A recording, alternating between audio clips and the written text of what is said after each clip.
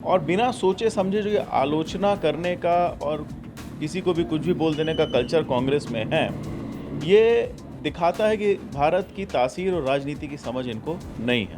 15 महीने की जो कमलनाथ जी की सरकार थी, उसमें जिस तरह का त्राहिमाम हुआ, खासतौर से हमारे विंध में हम सब ने देखा कि कांग्रेस पार्टी प्रदेश के भविष्य के लिए बिल्कुल गंभीर नहीं है। ये सिर्फ दो पिता और उनके पुत्रों को एस्टैब्लिश करने का चुनाव है।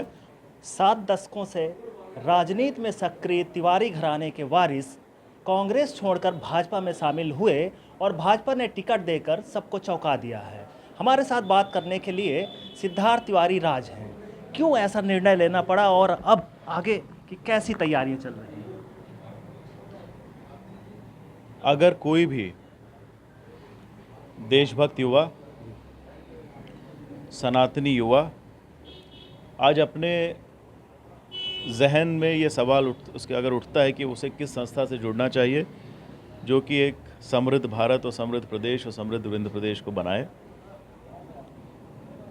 तो लाजमी उत्तर है उसका कि भारतीय जनता पार्टी होनी चाहिए। ये कोई एक दिन का डिसीजन नहीं है। जब से मैंने आँख खोली है तब से मैं लोगों के बीच में हूँ, राजनीति देख रहा हूँ। स्वयं पिछले 4.5 साल से मैं राजनीति में आया हूँ, लोकसभा का चुनाव लड़ा था। चुनाव की प्रक्रिया के बीच से ही जब राहुल गांधी जी की रैली हुई थी और बिना सोचे समझे जो ये आलोचना करने का और किसी को भी कुछ भी बोल देने का कल्चर कांग्रेस में है, ये दिखाता है कि भारत की तासीर और राजनीति की समझ इनको नहीं है। 15 महीने की जो कमलनाथ जी की सरकार थी, उसमें जिस तरह का त्राहिमाम हुआ, खासतौर से हमारे विंध में हम सब ने देखा। कुछ ऐसे वाक्य हुए जो कि मैंने जो राजनीति सीखी है उससे बड़े पृथक थे। जैसे मसलन रीवा ज़िले में के मऊगंज ब्लॉक में कमलनाथ जी ने एक सरपंच का ट्रांसफ़र कर दिया। अनभिज्ञता इतनी है दलालों के सामने कि दलाल जो बोलते हैं आप वो कर रहे हैं। कहीं ऐसा ना हो कि दोबारा सरकार आए तो विधायकों के ट्रांसफ़र ये करने लगे।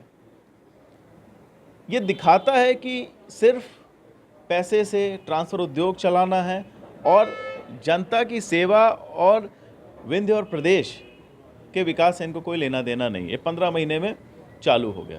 मध्य प्रदेश में कांग्रेस पार्टी दो पिता और उनके पुत्रों की पार्टी बनकर के रह गई है। जैसा कि हमारे आदरणीय चीफ मिनिस्टर साहब ने बताया, सिर्फ आदरणीय जयवर्धन सिंह जी और आदरणीय नकुल नाथ जी की भविष्य को चलाने की ये पार्टी बन गई है। इसमें राहुल गांधी जी का भविष्य भी कोई देखने को तैयार नहीं है और राहुल गांधी जी की हिम्मत नहीं है कि बिना परमिशन लिए वो मध्य प्रदेश में घुस जाएं। अगर ऐसी स्थिति है, इतना कमज़ोर नेतृत्व है जहां पर कमलनाथ जी प्रियंका गांधी जी को डिक्टेट कर रहे हैं, ये पढ़िए ये मत पढ़िए, ये पढ़ो ये मत पढ़ो, और उसमें वो बीच बीच में बोल रही हैं, और वो भी घोषणाएं, कुछ छोटी मोटी बात नहीं है, घोषणाएं हो रही हैं। प्रदेश के फ्यूचर के बारे में वो घोषणा कर रही हैं और उसमें उनको डिक्टेट कर रहे हैं कि आप ऐसा बोलो वैसा बोलो। ये दिखाता है कि कांग्रेस पार्टी प्रदेश के भविष्य के लिए बिल्कुल गंभीर नहीं है। ये सिर्फ दो पिता और उनके पुत्रों को एस्टैब्लिश करने का चुनाव है और जनता सब देख रही है, सब समझ रही है, कोई मूर्ख नहीं है। भारतीय जनता पार्टी को पुनः एक बार फुल मेजॉरिटी की सरकार जनता देने जा रही है। त्योंथर में एक नारा है, नेता नहीं बेटा चाहिए। कितने खरे उतरेंगे आप? बड़ा इंटरेस्टिंग सवाल आपने पूछ लिया। मुझे वरिष्ठ लोग जो त्योथर के हैं वो बताते हैं कि जब मेरा जन्म हुआ था तो उस समय मेरे बाबा त्योथर के विधायक थे। अखबारों में खबर आई थी कि त्योथर विधायक बाबा बने, तो मेरा जन्म ही त्योथर के बेटे और नाती के तौर पर हुआ है, तो वो लाजमी है कि मैं वहाँ का बेटा ही हूँ।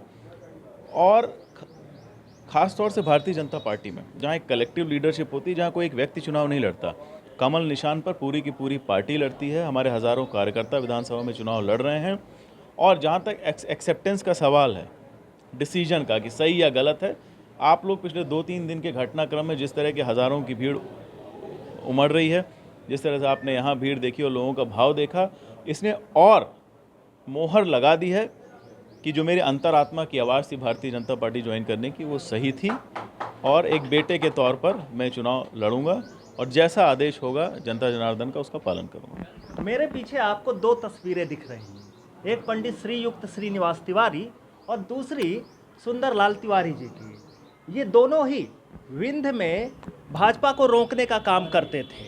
अब जिम्मेदारी उठाई है सिद्धार्थ राज तिवारी ने कांग्रेस को रोकने की। विजय कुमार, MP तक।